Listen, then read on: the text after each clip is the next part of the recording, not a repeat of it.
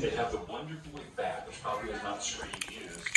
So my buddy Jordan the Lion had one of these babies. Oh, there's Kitty. He's starting to make it. All right, 75 degrees Fahrenheit. We're looking at 210,914 miles on the odometer. It is April 6th of 2024. So we were going to go shopping. Linda went ahead and went for me. So we're kind of combining times. We had a little annoyance. But I went ahead and posted, I think, chapter 19 of Dog Night Out, also known as Rib. Now, supposedly there's a character, I guess I'm not going to really say protagonist right now. It's just kind of coming out of me. It's kind of what Stephen King talks about when you're uncovering a story, like you're digging up a story is how he talks about it. That's why I put digging sections in Escape from Maine when I lived there for 17 months. But I did have a digging segment where the character, the protagonist, which is Samuel Camden, Jonah Samuel Camden III, where he's digging in the backyard neighbor Stephen King's into Stephen King's house. That digging moment is actually in the beginning part of the screenplay. So that screenplay, it kind of is taking segments from the book, which is the first section of, I guess, it would have to be a series. I wouldn't be able to tell Escape from Maine in just one movie. But I noticed when I was writing chapter 19 of Rib, or Dog Night Out, which is I guess it's almost like a collection of short stories / maybe horror, kind of, I don't know if you call it post-apocalyptic. But basically, I've been noticing watching TikTok, which I don't really watch TikTok, but it's fed to me on YouTube Shorts. It'll say TikTok on it, but also there's YouTube Shorts, which is basically the same thing. And then there's Facebook TV or whatever, where it's in segments. I noticed that there's a lot of dog control. Now, there's a thing called a dog bot, which I actually in this last segment, previous segment of yesterday's chapter 18 that I posted, I mentioned the word dog bot to describe how the dogs are very well behaved and will control, they're very controlled, to a scary point. Then I remembered that they actually have dog bots. So I thought to myself, wait a minute. This is kind of a story about this revolution that goes on within our country, kind of spinning off what's going to be Civil War with Kirsten Dunst coming out in a couple of months, and also the January 6th incident, which was, the horrible thing that, the climactic aspect of Trump's whole career, or whatever you call it. And then I thought, we're going to have writers, a creative writer, artists that are going to respond to this kind of danger within our society. And I thought, well, when I used to go up and down Camp Bowie, I did a lot of research. I do intensive kind of method style research. I noticed that a lot of displaced people sometimes have dogs, their only last protection, and that dog, the dogs love them, But what if this linked, there's community service dogs, or there's community service trainers, which there are, but this would be a free training thing, where even people that were displaced could take their dog to be highly trained, which a dog is, if you have a highly trained dog, he never barks when he's not supposed to, he's always obedient, he's always on guard, then that could be a major defense thing. So I thought, well, what about you had this group of revolutionaries, they all had dogs, and then there was something I was thinking all the sniper fear, what happened in Vegas and everything. There's something with snipers and dogs, and that was kind of the thing I was uncovering. I just didn't know how to really start putting it into a story. And then I noticed there's all this information on YouTube, and then of course anywhere in life, about the displaced people that are what they call houseless. They don't have a house. And what happens if they united and it became kind of have you ever read Cell by Stephen King? They weren't really zombies, but they're a militant group that rose up against all authority, and it became kind of a stand kind of thing, but without the virus. And the dogs were became really well trained to the point where they would no longer listen to authority figures, but would go over to this group of people. It's some kind of spiritual connection they had with dogs. There's also a movie out there I need to see called White God, which is about dogs. There's also another one called Rottweiler, and there's another one called Cujo, which I've seen Cujo, and I've read a little bit from the book, because he goes to the point of view of the dog. But I thought, what about they became very disciplined, and they became like a group? Then you had, I guess you could say, the militant force that's controlled by like a government authority figures have dog bots. So you have robotic dogs against real dogs and people, and there'd be like drones and they're flying around. I see all this like end of the world kind of, this could be like happening in like maybe 60 to 100 years from now or something. Kind of like Terminator almost. I guess you could say that maybe this is like early, yeah, you know what? Because in Terminator they use dogs to hunt out the machines. So I thought, well, maybe this is some kind of response to that. And why Dog Night Out was like this one night. With this book particularly, which I don't really, like, I haven't really got into books since Chin, which I posted on Fanfiction at Fiction Press under Ash Cole. Butterflies until April 14th. And then the dinosaurs are there. But what about this, like, continues and like little segments and stories? And next thing you know, I'm getting to like chapter 50 or something. Because I was inspired and I thought, you know, why don't we have like the first initial attack happen, and then some unknown figure, which I've talked about in another chapter, writes in blood Dog Night Out, which is why it could be called Dog Night Out, but it's really called Rib. Because maybe one of the dog is called Rib, or Rib will come up eventually and fit its way in. Anyway, regardless of the novella that I'm working on, we're going to be approaching Casa Mañana, and so this June they will be releasing Grease.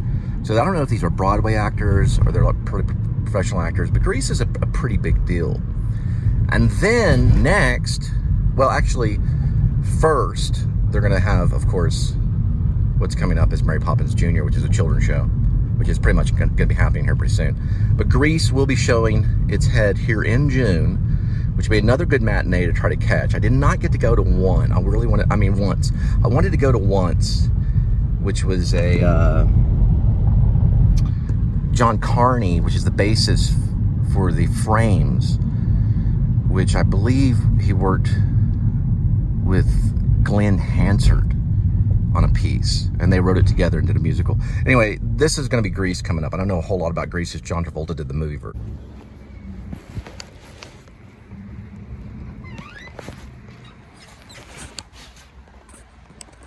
All right, first one is 6/12/10, 3.5. All right, we're gonna go ahead. And that.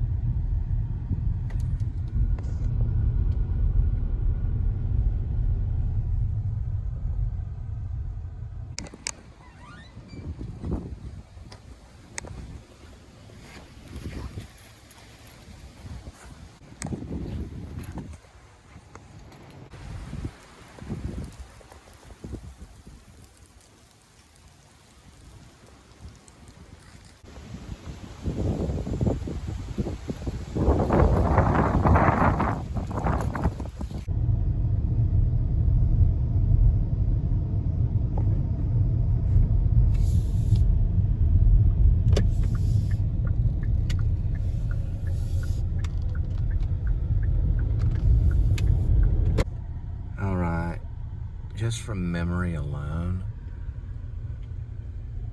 thinking, I don't know for sure, but that might have been Kate's house this away.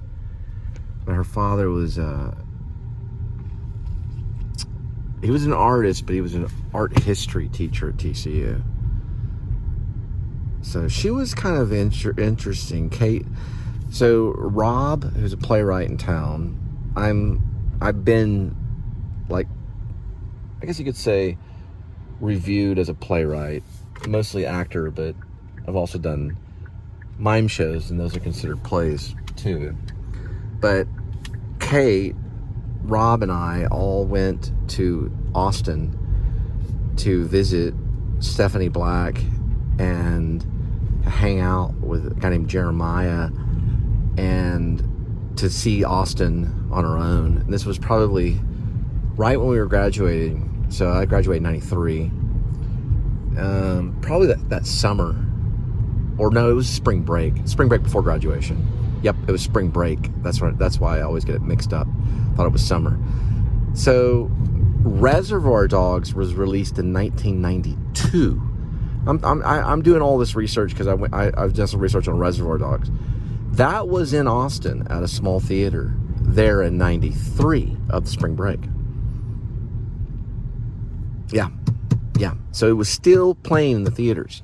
We thought at the time, because of how the world works, it's like egocentric. We thought at the time that it had just been released. So we were seeing something that had been released since, I have to look at the release date of Reservoir Dogs, but it was 92 for sure. It had been out for a while, but it was popular and it probably played for a year or two or even longer. I don't know how long Reservoir Dogs played. It still plays at certain theaters. But that experience was kind of on the whim, because we didn't go to Austin to see Reservoir Dogs. We went to Austin to hang out with friends on UT campus, and I don't know, just to experience life. And it was a spring break right before we graduated, so it was in '93 spring break. So I want to say maybe Reservoir Dogs had been out almost a year, at least 6 or 7 months. That's what I know. I'm going to look later on. But it was like kind of life-changing, I was like, wow, this writing is different. And I was so blown away with the Reservoir Dogs that whenever I saw Pulp Fiction, which was by the same director, I walked out because it was not the same director. No one can really compare Pulp Fiction with Reservoir Dogs. They can kind of in a little bit, in a distant, they're like distant relatives. It's not the same filmmaking style at all. Not to me. There's no big yellow stuff coming across and, surfing music playing.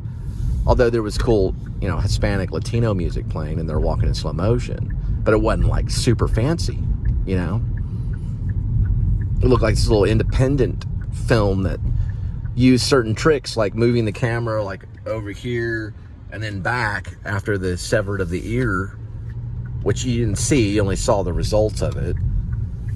And they say it's the most violent movie. At the time, my uncle had come up to me and said, they consider that the most violent movie that ever came out, And like, zombie films, where they're eating each other's guts and stuff.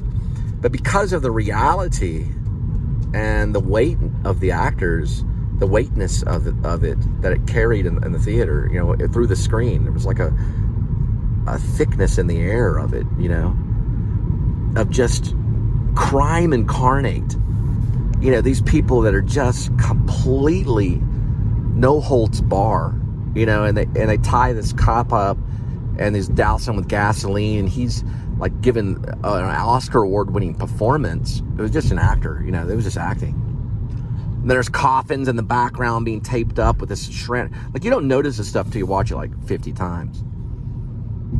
But you saw that in the theater, it was probably the same effect of when like maybe Taxi Driver came out. People said they were blown away. Like going to their car shaking, trying to get into the car. Like my friend who saw Taxi Driver, that was a revolutionary film. He said when he left the theater, he was shaking and couldn't get it was like seeing Jaws or something. Because of a writer or a storyteller seeing something that could have that kind of impact. And this was like about a brotherhood of thieves that you were seeing. It was like you were spying, like you were seeing something that you shouldn't have seen, and you were spying on these characters, listening to them talk. And then it's all, they're from Florida. Then to double it, on top of everything, it's told out of sequence, which most movies are not really, they didn't have the kind of memento Christopher Nolan kind of effect, that maybe, became studied after that movie came out, and then was, done over and over again to a certain degree by Quentin with other scenes and pictures and mostly movies. I guess you could say most of them are all I would say maybe somewhat out of sequence. I don't know about Django. The thing about Pulp Fiction, or at least noir, okay, that I'm studying, and I'm thinking of Quentin, so I'll say, okay, like, so like I'm studying, you know, like see, the thing was, like, when Keitel came to me, you know, and I was like, okay, now, you know, I'm not gonna do that, but, the thing about noir is, you know, like, you know, it's told like this plot twisting kind of thing, you know, so it's not just told like in one direction, you know? It's kind of like that kind of thing.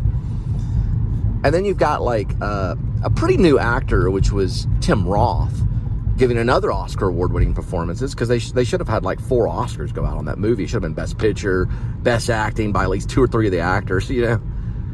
Whether they knew that, you know, probably. But I think I was a little jittery at that point. I was like, this is going to be one heck of a ride. Because what it was a punch in the face to all cinema goers.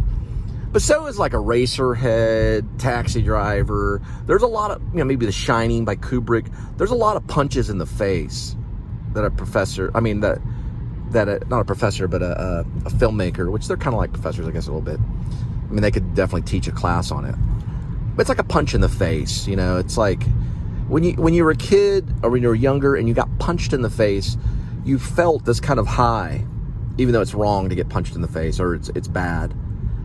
And, you know, he wasn't literally punching in the face, but it's such a shock thing. But yeah, you really watch it and you really look at it, it's really not violent at all. You know, I guess it is because he's bathed. The guy was stuck. Supposedly, Tim Roth was stuck in the stickiness of the fake blood. He was stuck to the little ramp thing. You know, he's stuck to the floor. I bet he was, you know. But you kind of think, like, this is a taste of crime. You know, and this must be the same way James Cagney films maybe have been. You know, that kind of noir, like people would go and see it. I don't know. Like they say, let me just put it this way. When cinema's young. So cinema came out like maybe 100 years ago, okay, at tops. We could easily say 100 years ago. And when people went in to sit down and go, what is this thing? They ran out of the theater when the train approached them. And that was an exhilarating experience, you know, to see a train coming at, you know, a film camera, which they didn't know they were really looking through a film camera because they didn't understand the concept. It was like monkeys in a zoo waking up to reality. All right, 657, 2.9.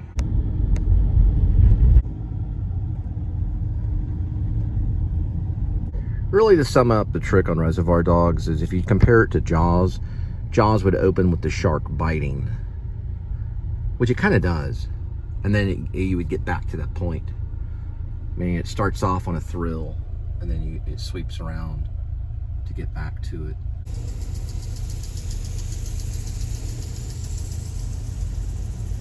I was like, complete digit off. But that's the purpose of the sprinkler. It's kind of funny with this one is there are no mistakes. So what's not interesting? We'll find that house with the pizza lovers. You know, Vincent Price was like pretty nearly a comedian. Yeah, maybe people probably feared him. From Dorothy, like the Wizard of Oz. They all basically are. 35. Huh. There we go. Now we're talking. Somewhere in that direction. There we go. Now we're zigging zagging.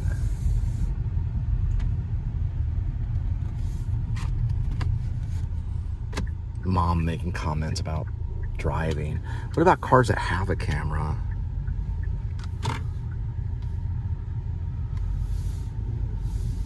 I don't know, moms and opinions. There we go.